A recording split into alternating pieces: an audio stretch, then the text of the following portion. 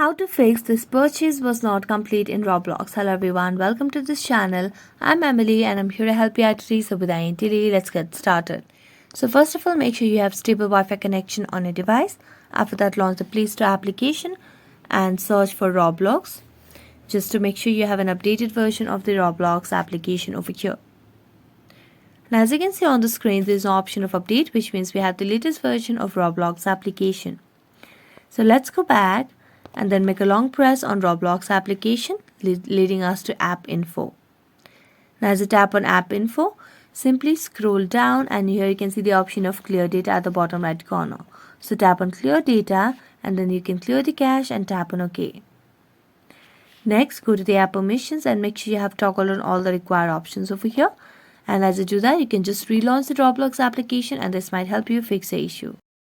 So thank you so much for watching this video and see you next time.